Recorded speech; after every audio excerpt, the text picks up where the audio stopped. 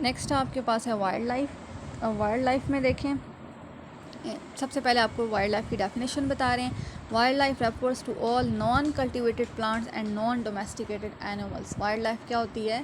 जितने भी non cultivated plants होते हैं, मतलब वो प्लांट्स जिनको आप काश्त नहीं कर सकते, एंड नॉन डोमेस्टिकेटेड एनिमल्स, वो एनिमल्स जिनको आप घर में नहीं रख सकते, उनको हम क्या कहते हैं? Wild life. अब जो भी एनिमल्स हैं या प्लांट्स हैं, गेम एनिमल्स या प्लांट्स, गेम एनिमल्स मीन जिनको हम मुख्तलिफ गेम्स में यूज़ करते हैं, तो बाज़ औक़ात वो इंसान की खुराक का एक अहम ज़रिया भी होते हैं। और लिविंग ऑर्गेनिजम्स आर इंटरडिपेंडेंट। जितने भी लिविंग ऑर्गेनिजम्स हैं ये सारे के सारे इंटरडिपेंडेंट हैं, मतलब इनका आपस में कोई ना कोई रिलेशन है या ताल्लुक़ है। There is a delicate balance between living organisms and environment. Living organisms का आपस में भी रिलेशन है और इनका एक अपने माहौल के साथ भी तवाज़ुन है।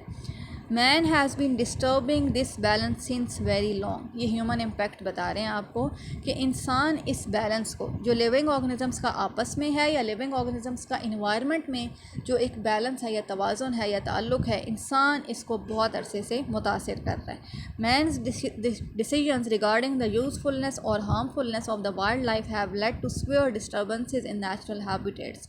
इंसान के जो डिसीजंस हैं या इरादे हैं रिगार्डिंग द यूज़फुलनेस और harmfulness of the wild life, कि अगर वाइल्ड लाइफ उसके लिए यूज़फुल है तो वो उसको इस्तेमाल कर लेगा, और अगर उसके लिए हार्मफुल है, उसके नुकसानदेह है, तो वो उसको ख़त्म कर देगा।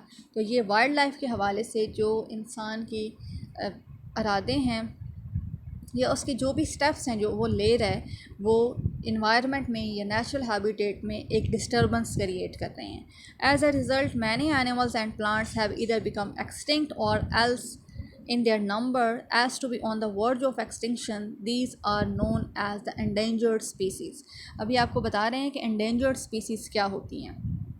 इंसान के इस बैलेंस को डिस्टर्ब करने की वजह से या नेचुरल हैबिटेट को मुतासिर करने की वजह से जो एनिमल्स हैं या प्लांट्स हैं वो क्या हो रहे हैं? एक्सटिंक्ट मीन ख़त्म हो रहे हैं, और एल्स इन देयर नंबर, या फिर उनका नंबर इस तरह से कम हो रहा है as to be on the verge of extinction, कि वो बिल्कुल एक्सटिंक्शन के एज पे खड़े हुए हैं। वर्ज का मतलब होता है एज या कॉर्नर या फिर बाउंड्री, मतलब वो एक्सटिंक्शन की बिल्कुल बाउंड्री पे हैं। अगर मज़ीद इंसान मुतासिर करेगा उनको तो वो भी ख़त्म हो जाएंगे नियर फ्यूचर में। तो इन स्पीसीज़ को क्या कहते हैं? Endangered species. आप ये भी कह, इसकी डेफिनेशन इस तरह से भी मेंशन कर सकते हैं, those animals which are at the edge of extinction और on the verge of extinction are known as endangered species. ठीक है, उसके बाद आ जाएँ, आपको बता रहे हैं कि आप वाइल्ड लाइफ को कैसे प्रोटेक्ट कर सकते हैं। Today there are thousands of endangered plants and animals. Wildlife again is non-renewable resource. ये कह रहे हैं कि वैसे तो endangered species, मतलब जैसे आपके पास प्लांट्स हैं या एनिमल्स हैं, थाउजेंड्स के हिसाब से endangered हैं आपके पास फ़िलहाल या इस वक्त, लेकिन वैसे अगर देखा जाए तो wild life non renewable resource है। ठीक है, अब इसको इन्होंने मेंशन रीन्यूएबल रिसोर्स में किया हुआ है, लेकिन जिस तरह से इंसान उसको नुकसान पहुंचा रहा है वाइल्ड लाइफ को, तो वो नॉन रीन्यूएबल रिसोर्स में आ जाएगी, क्योंकि एक दफ़ा अगर कोई स्पीसीज एक्सटिंक्ट हो गई है तो फिर वो दोबारा से तो नहीं आ सकती। तो इस वजह से हम कह सकते हैं कि wild life non renewable resource है, क्योंकि उसके थाउजेंड्स के हिसाब से प्लांट्स और एनिमल्स अब इंडेंजर्ड फॉर्म में हैं। Water reserves where fishing is prohibited have also been set up to protect marine life. Rare species are sometimes kept in zoo where they can safely breed. अब इंसान ने क्या इकदामात लिए हैं या क्या मेजर्स लिए हैं वाइल्ड लाइफ को प्रोटेक्ट करने के लिए? तो एक तो उसने वाटर एरियाज़ इस तरह के सेट कर दिए कि जहाँ पे फ़िशिंग नहीं हो सकती, मतलब वहाँ पे आप मछलियाँ नहीं पकड़ सकते, ताकि हम मैरीन लाइफ को प्रोटेक्ट कर सकें। और फिर कुछ स्पीसीज़ ऐसी हैं जिनको हम ज़ू में रख देते हैं और वहाँ पे वो आसानी से ब्रीड कर सकती हैं या अफज़ाइश नस्ल कर सकती हैं, और उनको वहाँ पे नुकसान नहीं पहुँचाया जा सकता। आप सैर व तफरी के लिए वहाँ ज़ू में जा सकते हैं, लेकिन उन एनिमल्स को आप नुकसान नहीं पहुँचा सकते। तो ये एक मेथड है कि आप वाइल्ड लाइफ को प्रोटेक्ट कर सकते हैं। उसके बाद आपको इंपॉर्टेंस बता रहे हैं वाइल्ड लाइफ की। Wild life plays very important role in food chain. Wild life का फूड चेन में एक बहुत अहम किरदार है। अगर ये वाइल्ड लाइफ नहीं होगी तो the food chain can be disturb to such an extent that it will be very difficult to maintain the balance. अगर ये वाइल्ड लाइफ हम डिस्टर्ब कर देंगे तो फूड चेन इस हद तक मुतासिर हो जाएगी कि हमारे लिए इस बैलेंस को मेंटेन करना, ये इस तवाज़ुन को बरकरार रखना बहुत मुश्किल हो जाएगा।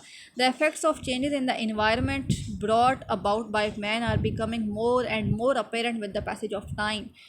वक्त गुजरने के साथ साथ ये जो तब्दीलियाँ हैं, इनके असरात इतने शदीद हो चुके हैं जो इंसान ये कर रहा है कि ये हमारे लिए नेक्स्ट फ्यूचर में नुकसानदेह साबित हो सकते हैं। He must keep the wild life balance, otherwise it may also jeopardise his own existence. हमें क्या करना है कि हमें वाइल्ड लाइफ का बैलेंस या तवाज़ुन बरकरार रखना है।